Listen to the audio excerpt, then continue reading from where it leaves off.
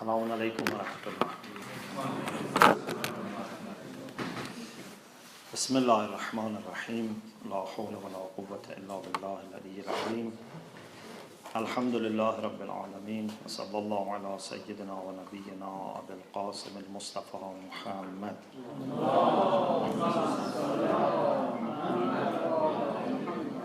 وعلى آله الطيبين الطاهرين لا سيما بقية الله في الأرضين. أجل الله تعالى فرجه الشريف وجعلنا من أعوانه وأنصاره. اللهم أخرجني من ظلمات الوهم وأكرمني بنور الفهم. اللهم افتح علينا أبواب رحمتك وانشر علينا خزائن علومك برحمتك يا أرحم الراحمين. I am very happy to be here today, and I cannot express enough my gratitude to Allah subhanahu wa ta'ala for gifting us with this great understanding of brothers and sisters in our community who are involved in teaching, the understanding of the need to work together, to collaborate, to exchange our experiences, and to show that we as a community are giving utmost significance to education, and we don't miss any opportunity for improving our performance. So inshallah, we hope and we pray that this MSEN project will become more and more inshallah established, and would inshallah include all madrasas, the schools in this country that offer Islamic education. I also like to express my thanks to all the brothers and sisters in MSEN who have been working hard voluntarily for taking MSEN forward with different projects. And the meeting today is one of the projects, but not the only project, and I think you had already a report.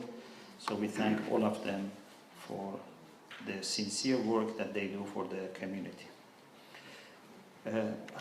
I had prepared two materials for today, but maybe the time is not enough, so I share with you only one of them, and inshallah in another time I will talk about some of the things that teachers should observe in classroom according to Shahid Thani, the second martyr. We had a meeting for some teachers a year ago, and I had mentioned some of the points, and I thought today is good to continue, but because time is short, we leave it for another time.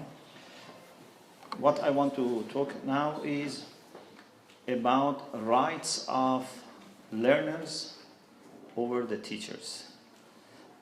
In the opening ceremony of Jose, I mentioned that we believe that our students have great rights over us. This doesn't mean that teachers don't have right over the learners, but Islamically this is mutual, and because all of us are here as teachers, so we should know what rights we have to observe with respect to our learners.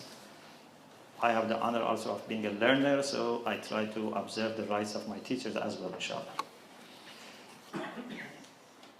There are a few hadith that can help us understand these rights, and inshallah we reflect on these hadiths briefly, and I would like also to benefit from your ideas. If you have any ideas, any comments, we can benefit inshallah afterwards. The first hadith is from Rasulullah sallallahu alaihi wasallam.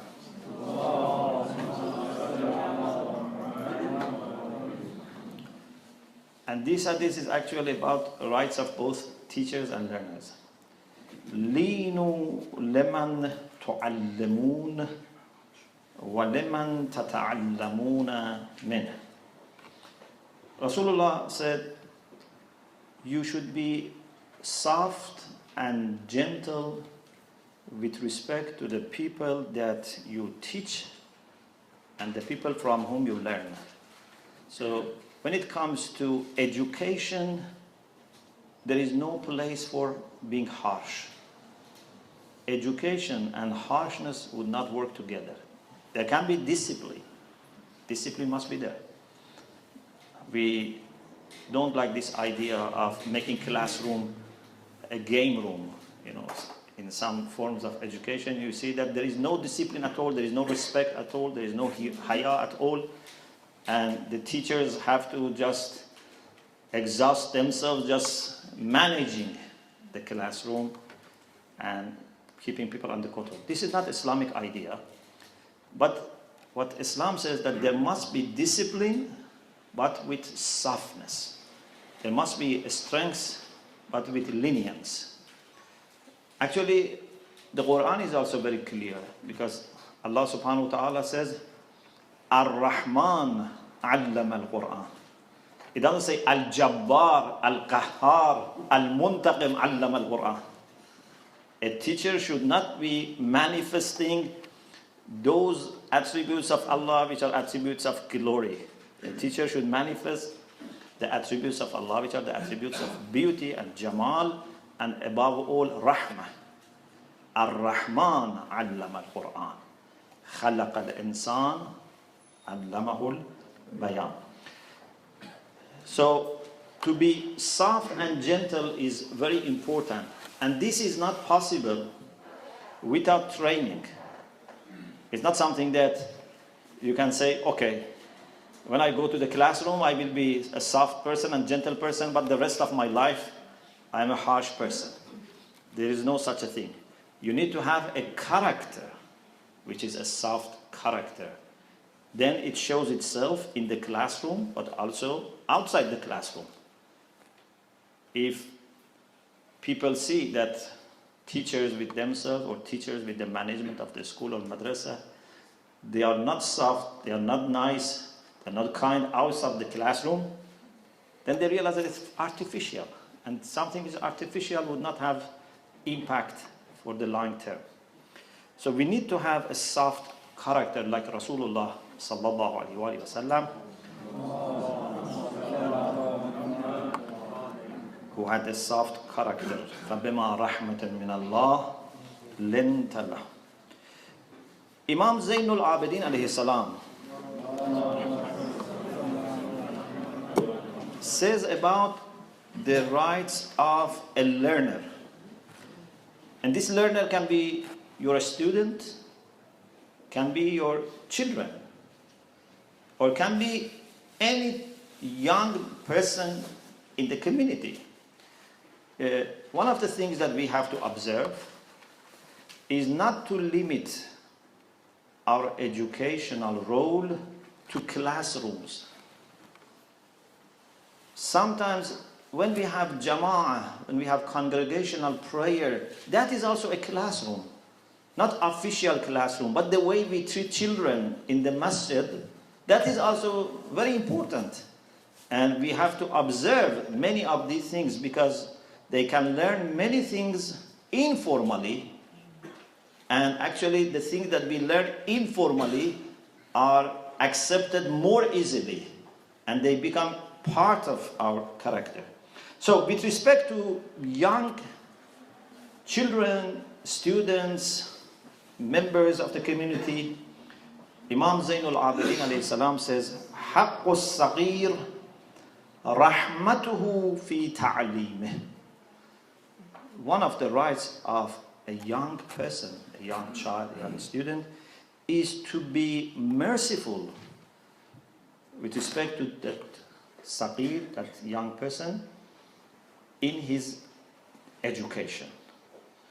You have to have this softness, kindness, rahmah, وَالْعَفْوُ عَنْهُ, and to forgive him.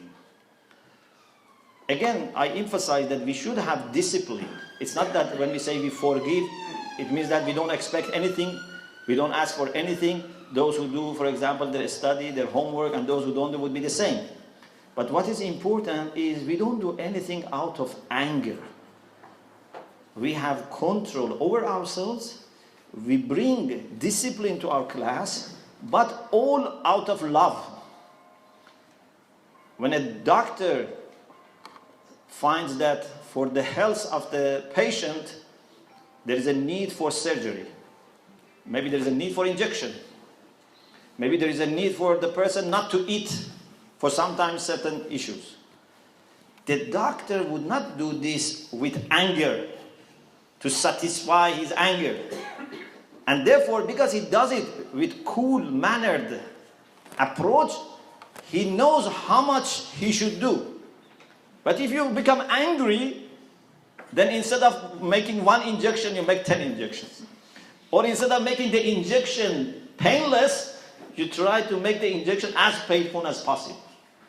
So a teacher, an educator, or parent who want to discipline, if they have control over their emotions and they don't do anything because they are made angry, then they know what is the balanced measure, and the child also understands.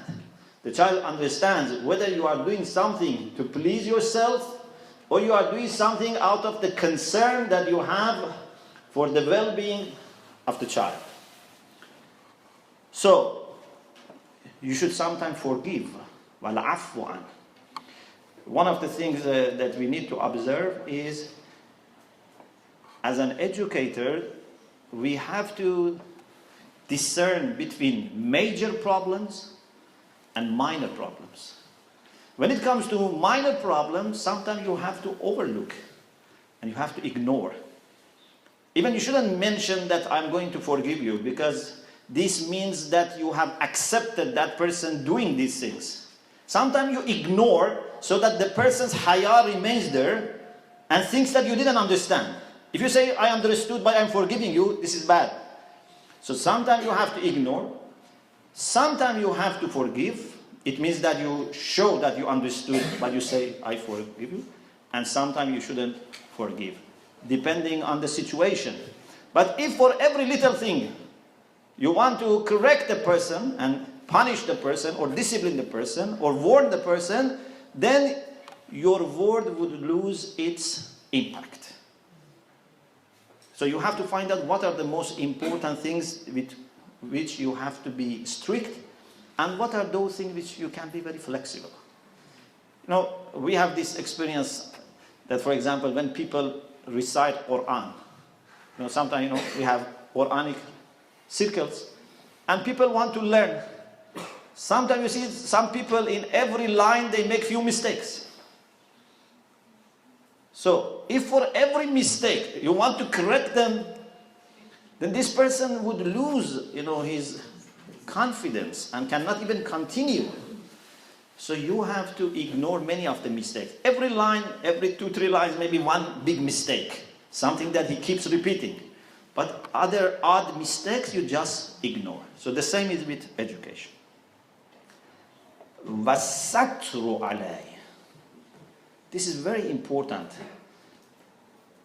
to observe the privacy and confidentiality of the life of your students. If in your class, in your madrasa, in your community, some of the young members have some problems, this is amana. You cannot say this to other people. Sometimes maybe even you should not let parents know. Sometimes you need to tell parents. It depends. It's not that always you say to the parents. Maybe there is something that between you and the student, you can help that he or she get rid of that bad practice or bad habit. Sometimes you have to speak to parents. But in the same way that you don't want people to know about your problems or your children's problems, you should keep the problems of your students very confidential. This is one of the requirements, one of the huquq of your students. وَالرِّفْقُ بِهِ وَالْمَعُونَةُ لَهُ. To be moderate and to help. You have to have very good sense of understanding when to help, where to help, and how to help. We don't want to help too much, because then they become dependent and lazy. But also, Many times help is needed. Like a person that is learning, a child who is learning to walk. A child who is learning to walk needs help, but that help has to be very carefully planned and measured. If you don't let your child to walk by himself and sometimes, fall down, he would never learn. He would always ask you, please take my hand, I want to walk. This is not good. But also you cannot let your child walk in dangerous places or make mistakes that would endanger his or her life. So you need to have supervised help, balanced help. Not to make him too much dependent on you, but not also to forget him and let him go through all the difficulties and challenges. So, الرفق به والمعونة له. In another hadith, Imam Zain al-Abidin alayhi salam said,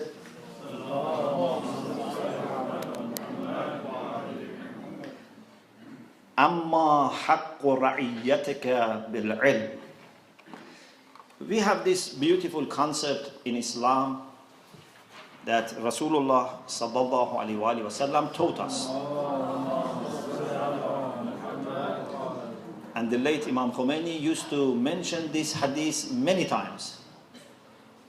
كلكم راع وكلكم مسؤول عن رعيته.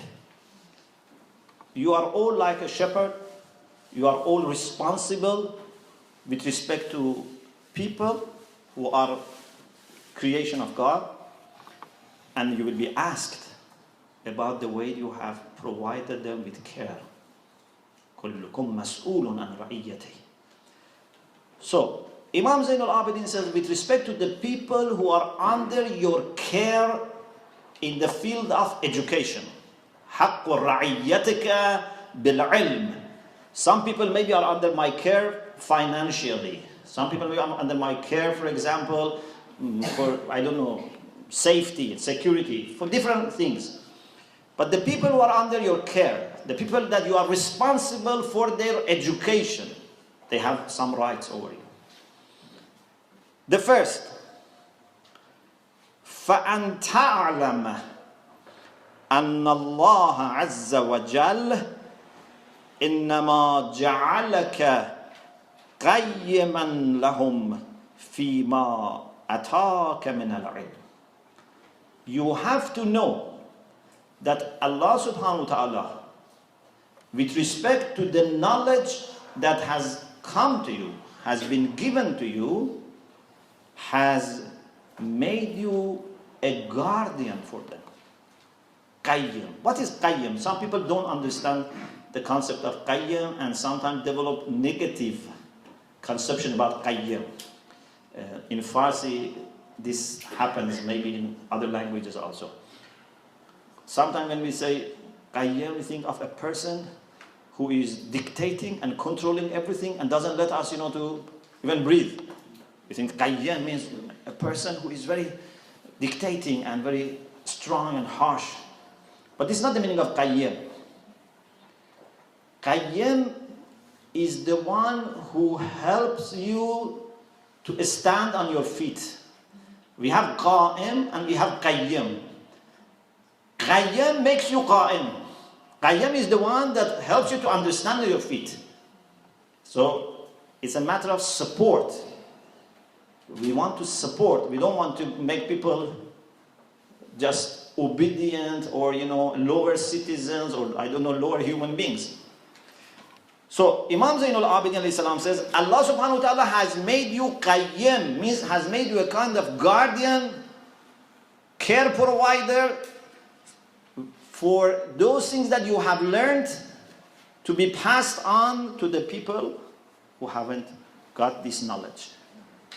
But it's not just a matter of passing on information. One of the big things in Islamic education is that we don't just pass on the information. Some people think, unfortunately, in modern societies, some people think the role of teacher and a school is to pass on the information. And if you can do it without them, with machine, then you don't need a teacher. And you don't need a school. People can do it, automatically. Like what? For example, what is the role of bank? To dispense money. Okay, if you can do it online or if you can do it, with cash machine, you don't need bank, you don't need a staff. You do it automatically. But it's not the Islamic understanding of education. Education is not just to dispense knowledge or to pass on the information. Education is to help person develop and become a learned person, become a moral person, become a better human being, and a good servant of Allah subhanahu wa ta'ala. So we need qayyim. We don't need just a tape recorder or a database or a software that gives us the information. وَفَتَحَ لَكَ مِنْ خَزَائِنِهِ. With respect to the knowledge that Allah has given you and has opened up for you the treasures of knowledge. We have not been much of knowledge. مَا أُوتِيتُم مِنَ الْعِلْمِ إِلَّا قَلِيلًا. We have been given little. But this little that Allah has given us is very valuable. And if we appreciate that, inshallah, Allah subhanahu wa ta'ala will give us more. But what is important is that when you have been given some knowledge, it means that at least the treasure is opened. The gates of the treasure of knowledge are open for you. You must appreciate that. And one way to keep these gates open is to teach it other people. We have this concept in many hadiths. Inshallah, another time we can explain. If you don't teach, the gates will be closed. You have to teach other people so that the gates, inshallah, remain open and indeed become wider. فَإِذَا أَحْسَنْتَ فِي تَعْلِيمِ النَّاسِ. If you do your best in teaching and educating people, وَلَمْ تَخْرُقْ بِهِمْ, you don't harass them, you don't, treat them harshly. وَلَمْ تَضْجَرْ عَلَيْهِمْ, and also you yourself don't become exhausted and, fed up and bored. A good teacher knows all the difficulties of the job, but would still enjoy. When you don't enjoy teaching, I think you need to a little bit revise your intention, why you are teaching. When your child wants to speak, okay, keeps constantly making mistakes, but you don't feel bad. You don't feel that all my efforts for teaching him how to speak is useless. Indeed, you smile and enjoy even his mistakes, because you know that these mistakes are steps for learning and mastering language. If we love our students, if we love them, then even the mistakes will be tolerable and sometimes even enjoyable, because you see that these are steps towards improvement. So you should not be harsh with them. You should not also feel hopeless and despaired or exhausted. Then if this happens, if إذا أحسنت في تعليم الناس, if you are doing your best and you are not harsh and you are not exhausted and feeling sad and exhausted, زادك الله من فضله, then Allah subhanahu wa ta'ala would increase His favor upon you. So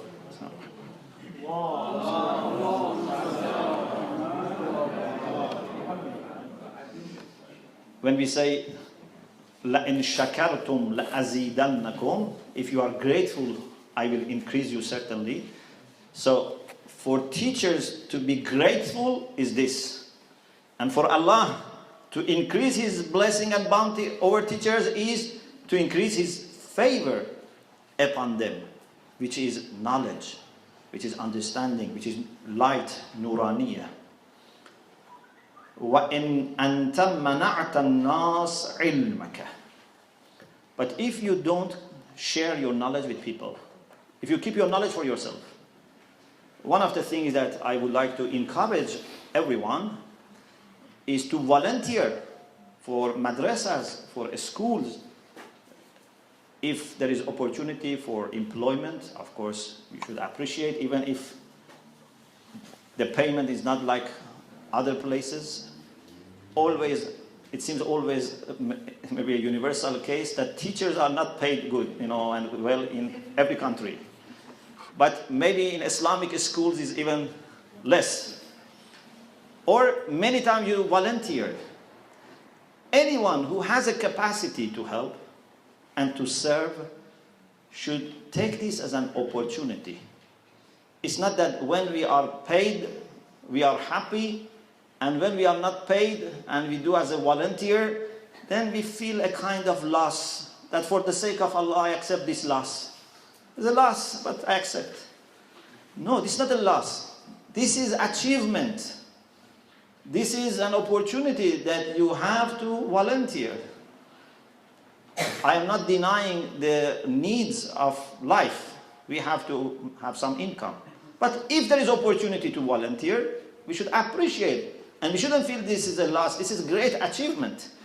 And I think everyone, even if he has full-time job or she has full-time job, is able to find some type of time and maybe arrangement to volunteer a few hours. This is barakah for your life. This blesses your life. If you help children of the community, Allah would help you with the teaching of your own children, education of your own children. So, if you don't share your knowledge with people, and أَنْتَ مَنَعْتَ النَّاسَ عِلْمَكَ, you deny people access to your knowledge, أَوْ خَرَقْتَ بِهِمْ عِنْدَ طَلَبِهِمُ الْعِلْمِ, or you have been harsh with them, either harsh by showing bad akhlaq or by putting too many conditions. Some people, when you ask them to teach, they put too many conditions. In the end of the day, you think it's better not to invite them for teaching because too many conditions. So, if you are harsh or you are not sharing your knowledge, كَانَ حَقًّا عَلَى اللَّهِ عَزَّ وَجَلَّ أَنْ يَسْلُبَكَ الْعِلْمِ. Allah subhanahu wa ta'ala has all the right to take away from you the knowledge. Either by losing your knowledge, you forget, or sometimes you don't lose your knowledge, but you cannot benefit from it. رُبَّ عَالِمٍ قَتَلَهُ جَهْلُهُ. If I have car, but I cannot use it, it's like not having car. Even it's worse, because I have to pay tax also and insurance, but I'm not using the car. So if I have ilm and I'm not using that, I am losing. كَانَ حَقًّا عَلَى اللَّهِ عَزَّ وَجَلَّ أَنْ يَسْلُبَكَ الْعِلْمِ. And something else. وَبَهَاءَهُ. Allah subhanahu wa ta'ala gives the people who have knowledge some awe, some respect, some kind of charisma. Everyone honors them, everyone respects them. So, if you don't appreciate that, Allah will take away that from you. وَيُسْقِطَ مِنَ الْقُلُوبِ مَحَلَّكَ. And then Allah subhanahu wa ta'ala would bring to a lower situation, would lower your position in the heart of people. Okay, our time is over, so I stop here. And inshallah, maybe another time we can continue this discussion. Sheikh Jahangir said maybe we can have some questions and answers, so I'm happy to receive some of your questions.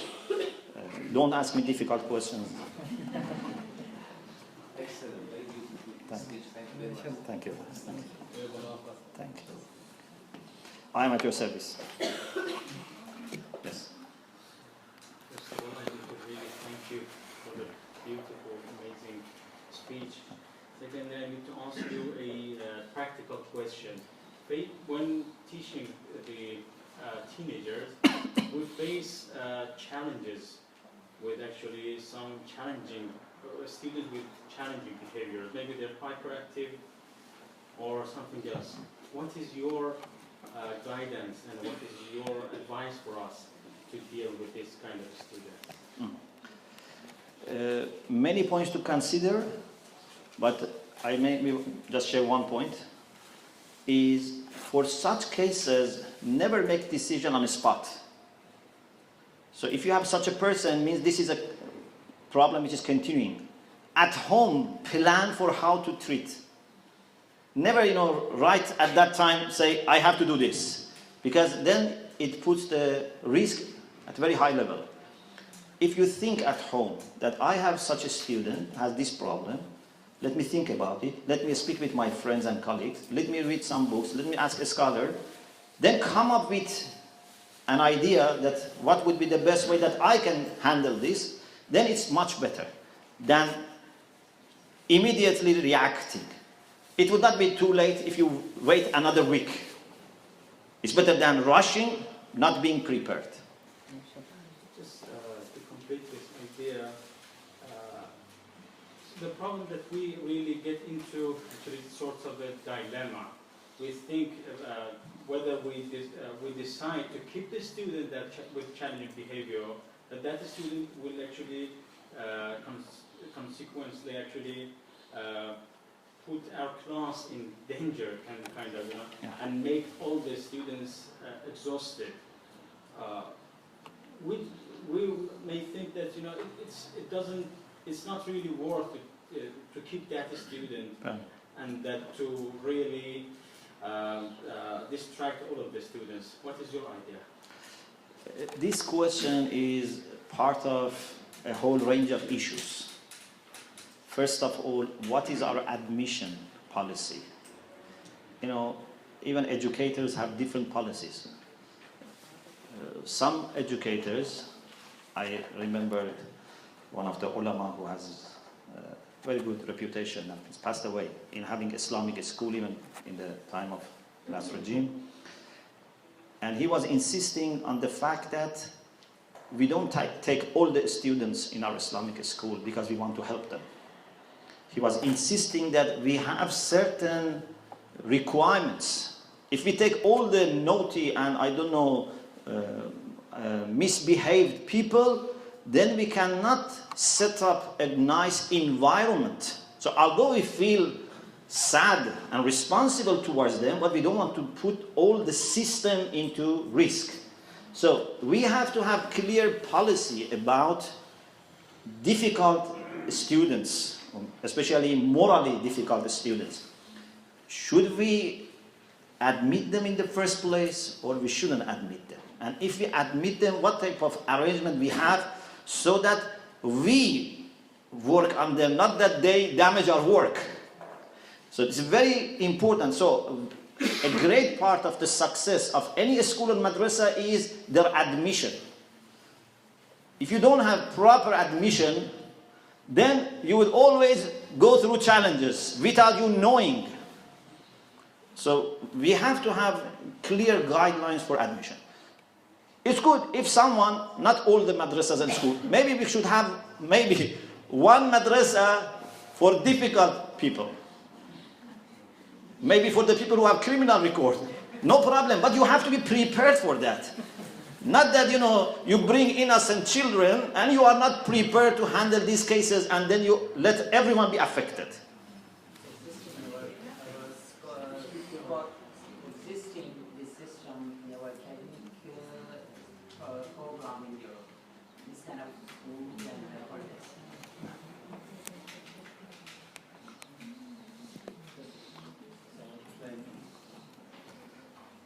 Any question, any comment? Yes. Sorry, can we have, I don't know, because for me teaching is a very difficult job. It's not that easy, and if we think it's easy, we are wrong. I mean, maybe it's the hardest job in the whole world. You are learning, and you are trying to send them, especially the new generation, to the right path and the right path. And for me, it's very difficult. But sometimes I think we need to do, I don't know, maybe for you as an organization, trying to do training sessions for the teachers in order to prepare the teachers into, I don't know, the right techniques, the right way, because I believe if you prepare the teachers at the beginning, then it's going to be much, much easier, like, job for all the teachers and even for you. Because I know you and Sheikh Isa, you are like, one of the famous people in our, like, Islamic society. So I think it's your responsibility to find a scheme that can guide and lead and train the teachers, of course, for the best. Yeah. I accept that teaching is a difficult job, but I don't think it's the hardest job. The hardest job is when our children become addicted, drug dealers, criminals, and then we want to collect them from the street. That would be the hardest job. So when we are given the opportunity of just teaching nicely in the classroom, even if it is difficult, we should not think that it's very difficult, very hard. I know that it's hard, but not the hardest. But what we have also to mentally and psychologically prepare ourselves is, at the same time that it is hard and difficult, we should enjoy it. If you enjoy your work, you will always do well. If you don't enjoy, you will drain yourself and you are not also able to deliver. So we have to make ourselves prepared so that we enjoy. Rasulullah said to Amirul Mu'minin alayhi salam,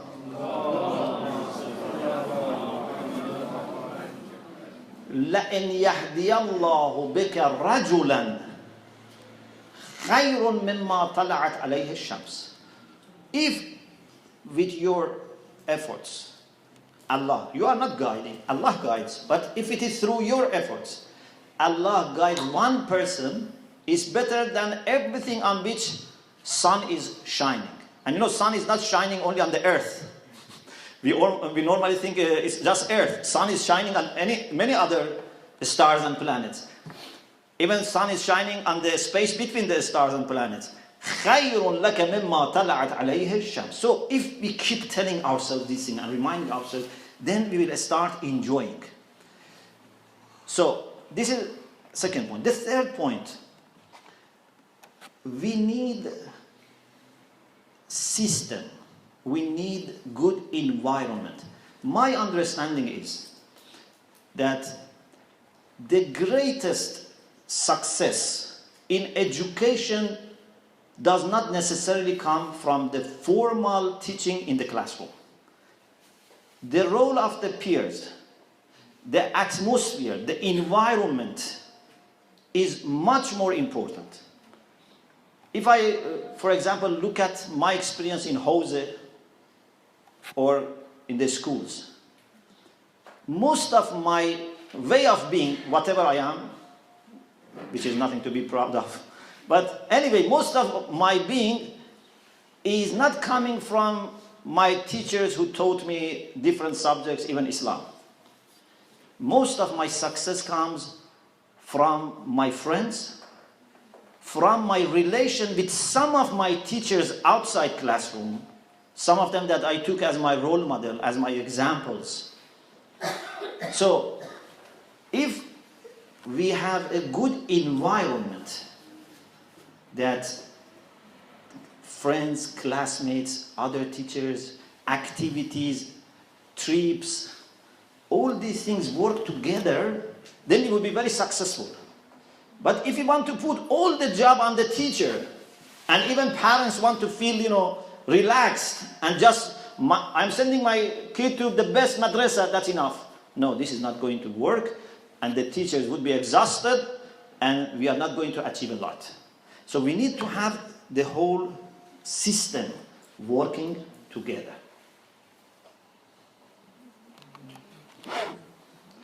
With you being here, no one dares to ask questions. Oh, there is a brave person. Yes. Don't stop to ask. Yes.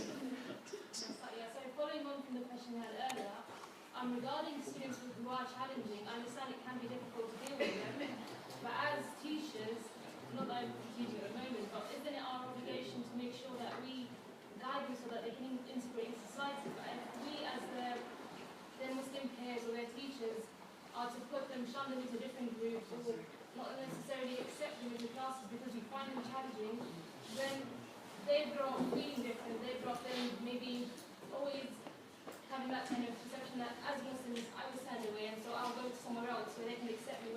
drugs or gangs, and wouldn't then that come back to us as the Yeah. teachers who took them away? So is there something better, like maybe one-on-one sessions or maybe having discussion groups which could tackle these students as opposed to us having this mentality where let's keep them aside from the good children? I think there is no single answer to this question. It very much depends. So you have to be realistic. You should see how much you can do. Don't expect too much from yourself. Don't expect too much from your madrasa. See what can you really do. If you can keep your madrasa, your classroom under control, and with some patience and painstaking, improve that person, mashallah, it's a great job. But don't just feel pity and undertake something that is not going to work. And the whole class is going to fail.